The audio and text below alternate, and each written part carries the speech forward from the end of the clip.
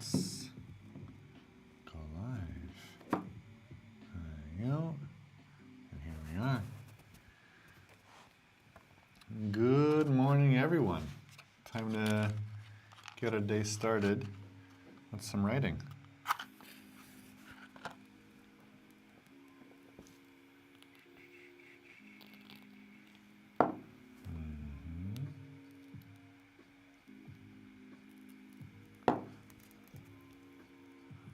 Burn my finger. Not gonna make it. Oh yeah,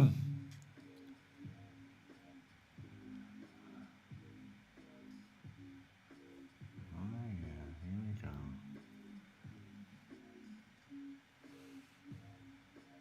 Almost there. We got you. There we go. We got some now.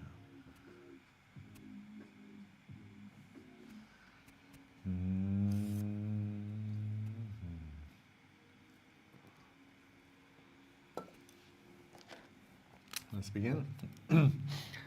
Today is Wednesday, March 26th.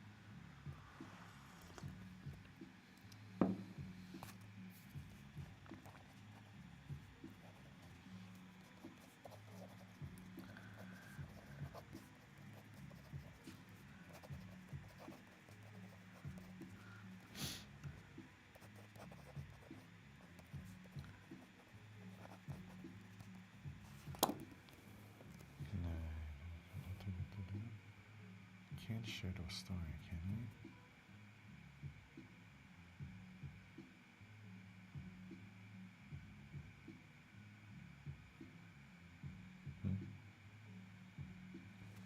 That doesn't work. Oh, Soupy Sushi. You're the first person that's ever commented on Twitch. I just set up this account yesterday. So, hello. The question is, what am I writing? So this is my daily journal. Every single day I write in my journal and I just check in with what's alive in me. Hello to Call Me the Pepper Please. Wow. Oh, Twitch. This is very new for me. So I just start off every day by checking in with myself and asking what's alive in me, how is my body feeling, just kind of like a scan. Did I sleep well? Do I feel tired? Do I feel groggy? Do I feel foggy at all? What it is, what thoughts are coming up in me today, and what do I think I'm going to do for the rest of the day. And so this is just kind of a good ritual that I do at the beginning. Maybe like 2 or 3 pages or so I write and just see what's going to inspire me. Afterwards, I usually wind up creating a video for Instagram and TikTok and YouTube about this and just see how this flows. So thank you for being my first commenter and for asking. Very nice to see you here. And back to it. Today I'm writing about how I used to do this morning writing session with my girlfriend. We'd finish breakfast, we'd have coffee, and we'd sit together and write about whatever is alive in us for the day. And over the past couple of weeks, I've started doing this via live stream instead. I've set this up in my office, and I want to encourage people to get into writing as well, because I think it's very healthy for you. And I just realized how much I miss doing this with her, and just sitting, enjoying coffee and looking at each other lovingly, and not doing that has been a little bit sad. I just noticed that today. And I also kind of hear her mention something like, oh, we should set a table on our balcony so we could journal together. And I think that she might miss it too. So there's a little bit of that. And I'm writing about it.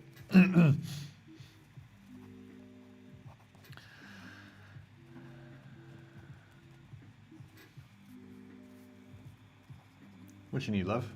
Matches? Here you go.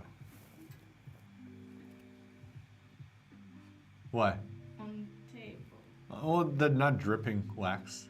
It will. It will, eventually, yeah. Thank you, Soupy Sushi. Yeah, I do definitely think it's wholesome. I do try to live a very wholesome life here. And, yeah, definitely was wholesome for both of us to do that. Got to find a way to do it together again. Call me the pepper, please. You love writing. Awesome. What do you write? And where do you write? And how do you write? I'd love to see more people into writing. Hello, Ellie the Dreamer. It's always good to see you. Good morning. How's your day treating you so far?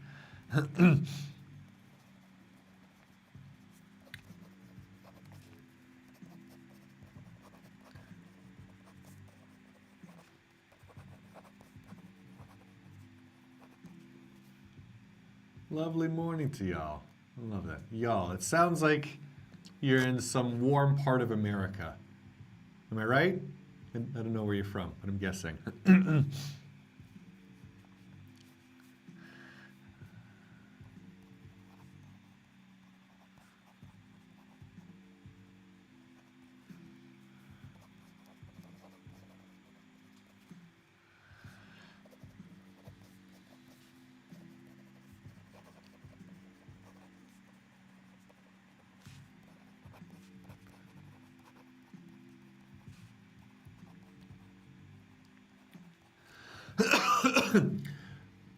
Call me the pepper, please. Says I have a journal and I also like to write fiction sometimes. Short stories or even just ideas. Oh, amazing. Writing fiction is something that I find so respectable, and wow, I've not written fiction. I read so much fiction, and I just feel a bit too intimidated to step into it myself. So I really admire your courage to do so, to put yourself out there, to put your ideas out there, and to share the creations that you make with others. And it's a beautiful thing. So, lovely. How often do you journal? Is it a daily thing? Do you have a ritual for it? Soupy Sushi says, I sometimes write on my iPad in the Notes app with an Apple Pencil. I do draw a lot because I find them more entertaining. Amazing. You know, I really tried getting into writing on the iPad because I have the iPad and the pencil, but it just doesn't feel the same as pen and paper. There's something that really feels like a totally different thing with this, and I don't know what it is. I just love the scratching on paper. I love the ink gliding across. I don't know. I just find the iPad maybe a bit too bright, or maybe the pen just doesn't feel right. But this to me just feels so good. This isn't just like a mental exercise. This is also a physical thing that I love to do.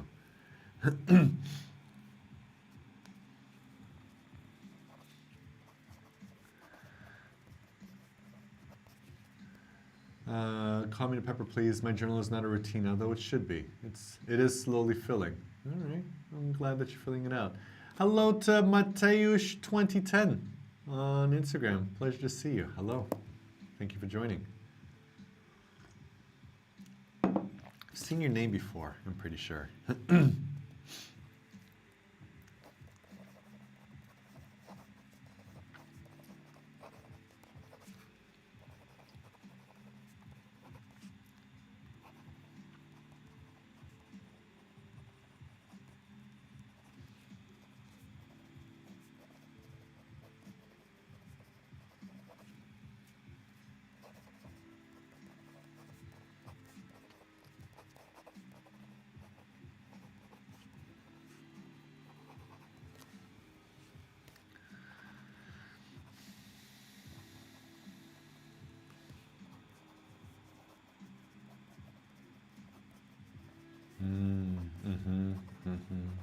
Yeah.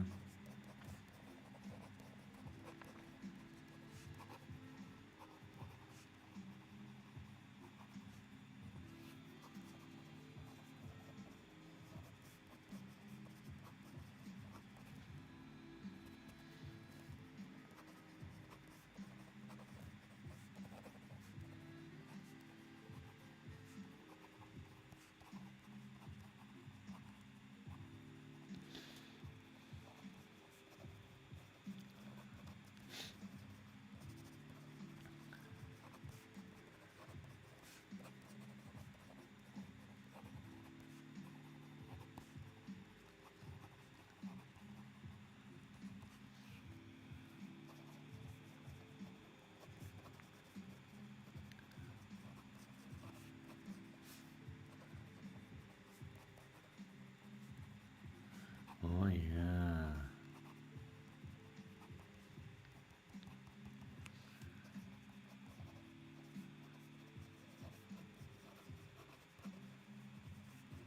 Oh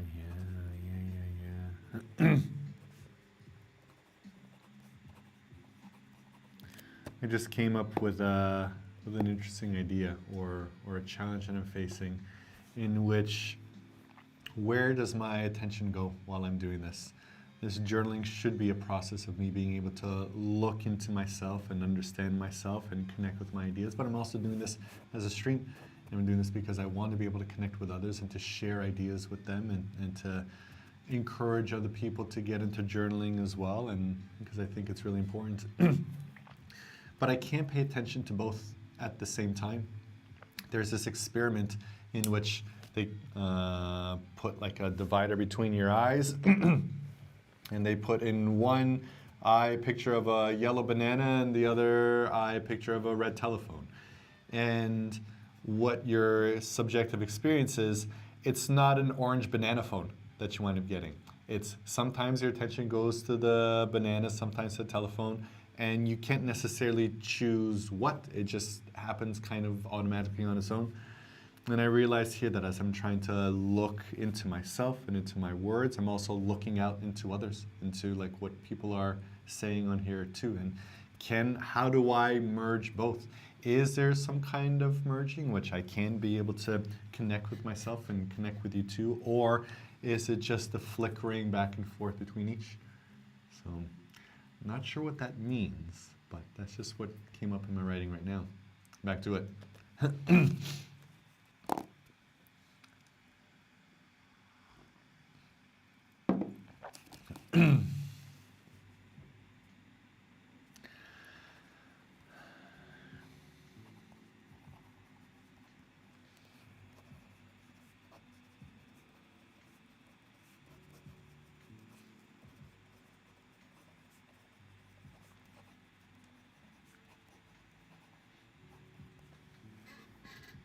What do I have in my coffee? So this right here is a V60 pour of Ethiopian bean. I don't remember the name of it.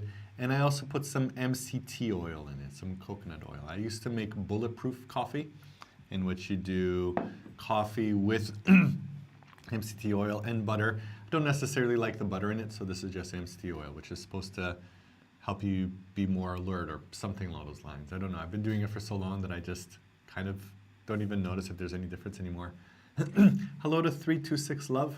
Thank you for joining.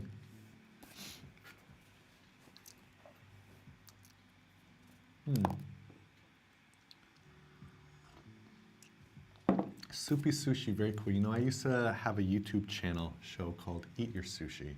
And so whenever I see sushi, I do get excited. It's nice to see your name here. Ellie the Dreamer says, sounds similar to a question, can humans actually multitask or are they just switching tasks? Oh yeah, I think that study has already been out and humans cannot multitask. We pretend to, but we just switch tasks back and forth and our attention can't be divided. Our attention doesn't work that way. You could try to keep as many things in your attention as possible, but there's so much that you just can't do. I remember I was at a coffee shop trying to hold a small camera of me as I was writing to be like, hey, look at me journaling. And I realized my journaling kind of sucked at that time, holding this up with my attention going here. And this, I was performing journaling, but not really getting into the deep digging of myself and understanding of myself. And so, yeah, there's a little bit of, I remember taking a mindfulness class and somebody being like, well, how do we train our minds to multitask? We're saying that we can't, but what can we do to make it happen? How do we train harder? As if this is like a marathon that you do. But I just don't think that our attention actually allows it. Anna! Anna, it's so nice to see you. Hello, Anna. It's it's amazing. I haven't seen you in such a long time. It's nice to be able to, even though I'm just seeing your username here. But hello, I hope you're doing well. Have you been journaling at all lately? I know that you're always writing on your hands and writing on paper all around you. And so I'm here doing some journaling today. So if you haven't journaled yet, Anna, in a while, then pull out your paper and let's get to some self-care. Anna, in this chat here, for the people that don't know, we worked together on a project in Spain for a very short time, a bit too short of a time, but she's a brilliant cinematographer and has really taught me how to pay attention to light and shadows. So if you saw the video that I did when I was walking through Estufa Fria, then I wound up mentioning how I pay more attention to light and shadows now and I look for them. That's all because of Anna. So thank you, Anna. Hello to Hydro Lodge and to Kartik Sarin. It's always nice to see you. I've seen you here for the past 3 and it's nice. Soupy Sushi asks, if multitasking is not real, how fast do we process a single thing fully before we switch? I wonder. Yeah, that also depends on what you mean by processing something fully. Like, how do we process something fully? And what does it mean to process something fully? I know that when I start writing again, my writing is kind of slow and kind of awkward, but then after like 4 lines, I'll feel all of myself kind of pouring into the lines on paper, and then I feel that I'm more fully immersed. But how long that is, I don't know if I could measure that or whatnot. And are we ever fully actually connecting with anything? What does it mean to fully process? Not sure. Kartik says, love the vibes here, nice and calm. Thank you, Kartik. Yes, I do love the calm vibes here and the kind of wholesome talks that we're having about attention and light and shadows and healthy practices. And I'm not sure if anybody ever remembers Bob Ross, the painter with an afro, how he used to just be able to have a chill vibe and paint, and had a whole TV show about that. And I find it really inspiring. I'd love to do that for journaling and hopefully get people to journal. Except Bob Ross had like a beautiful painting that he could show, and all I really have is scribbles on paper that people can't really read. But anyhow, back to it. Let's see how long it takes for me to fully process me getting back into these words.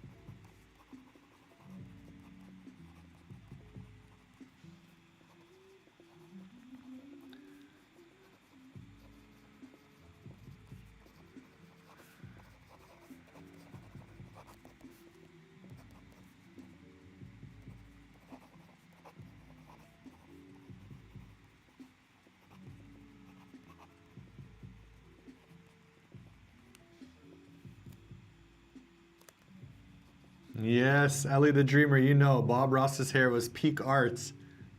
Much appreciated. Hello to Sabrina78. Hi. And as well to Lee Nicole. Nice to see you both. Hello.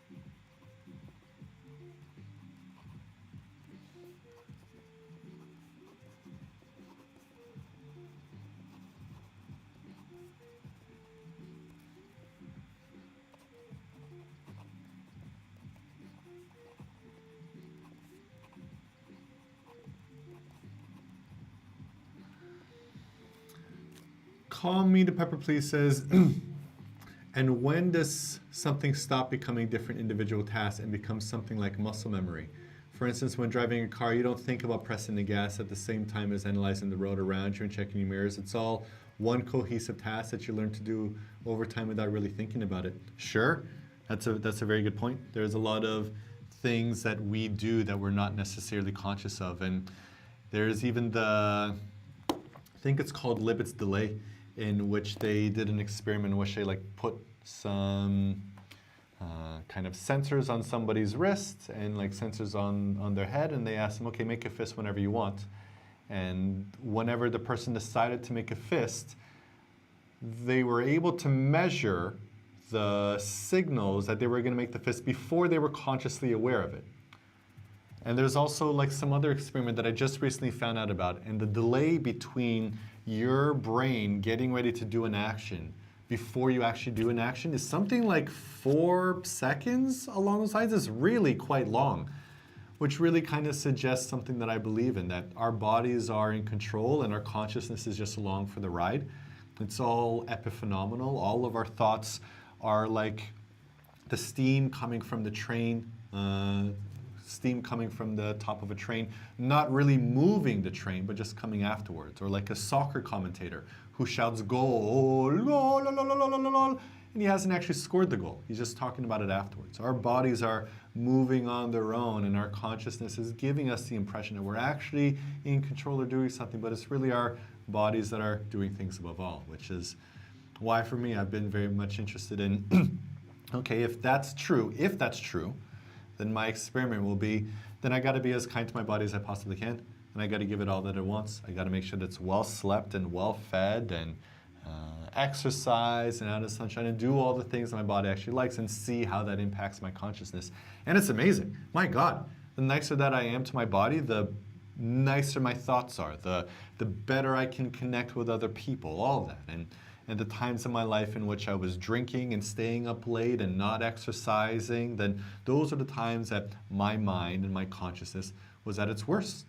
My body felt bad, and then my brain confabulated some bullshit to explain why it's bad. And they called it depression or anxiety or whatever the fuck it was.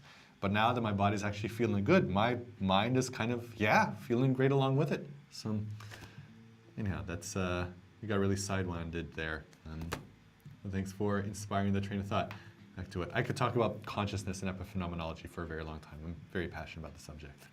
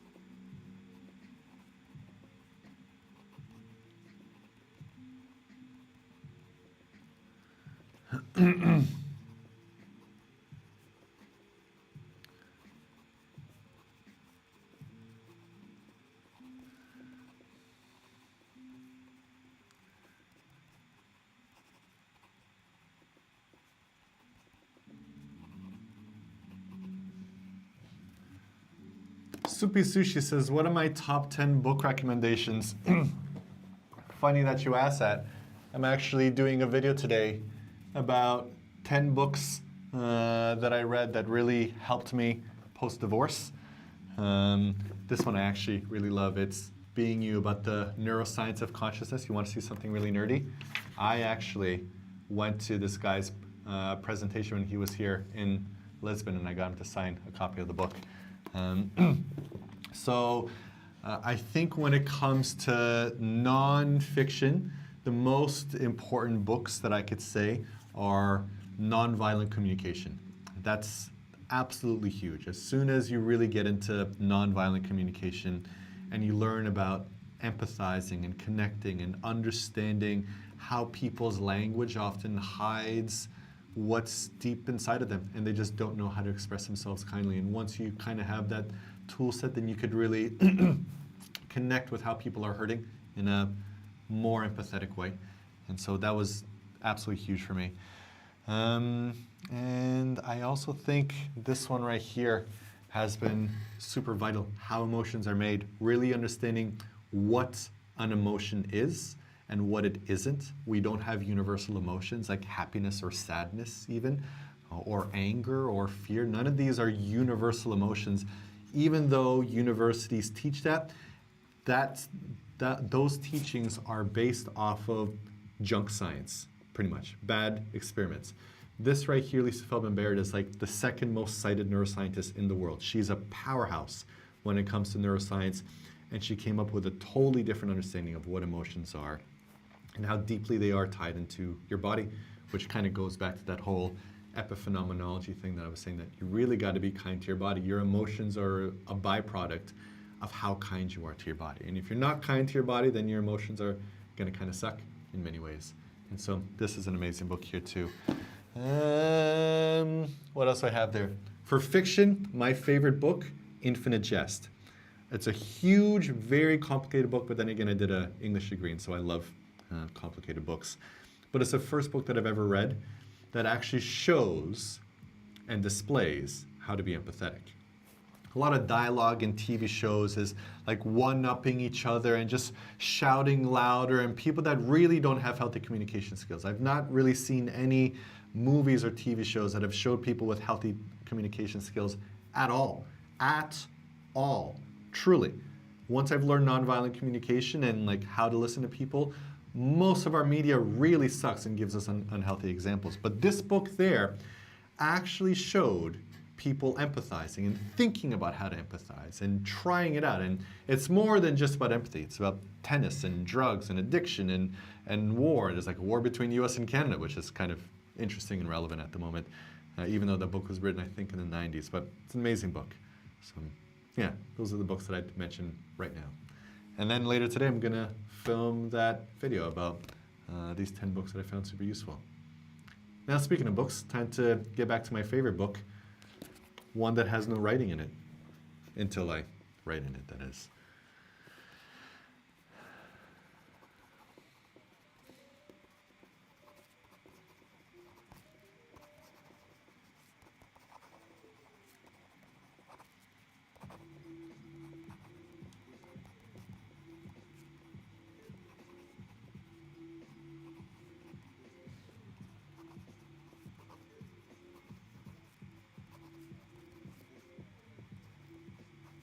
Hello to Pocky.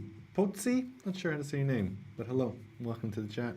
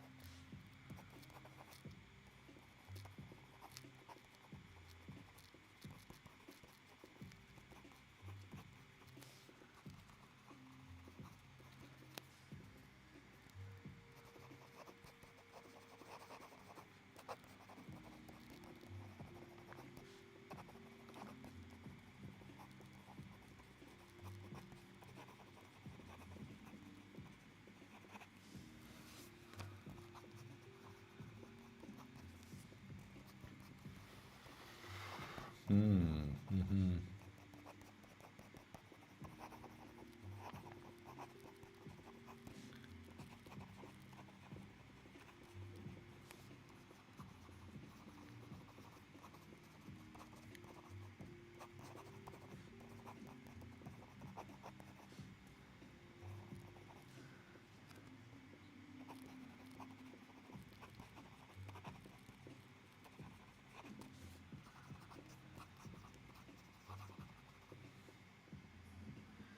Soupy Sushi, do you know the author of that nonviolent communication book? Yes. The author's name is Marshall Rosenberg. And it's a pretty thin book and very easy and straightforward to read.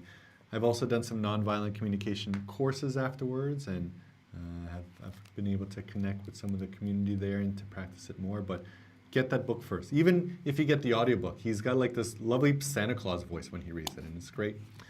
Hello to Morg, not Morg, and hello to DCast22611. Thank you for joining.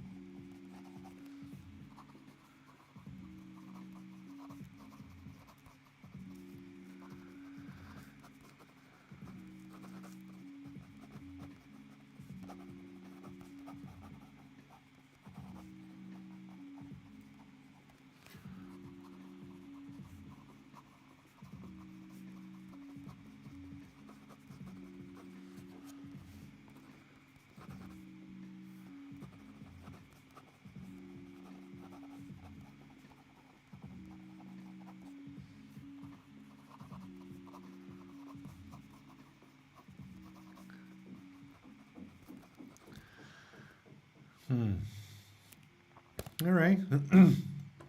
Well, that feels like about enough for me today. That's around a page and a half. I really got inspired at the end by thinking about, I'm pretty sure I read yesterday that the CEO of Samsung died. It's something like, what was he, like 60 or 63? Died of a cardiac arrest at his daughter's wedding.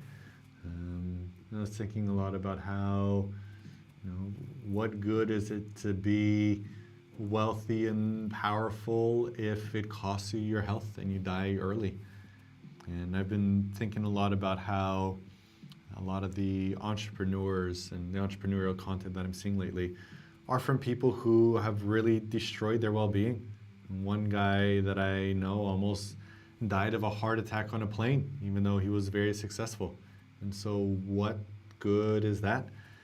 And so I'm really trying to understand what a balance is between professional development and personal health, and how do you balance both? And I don't have the answer to that yet, but it's something I think about a lot.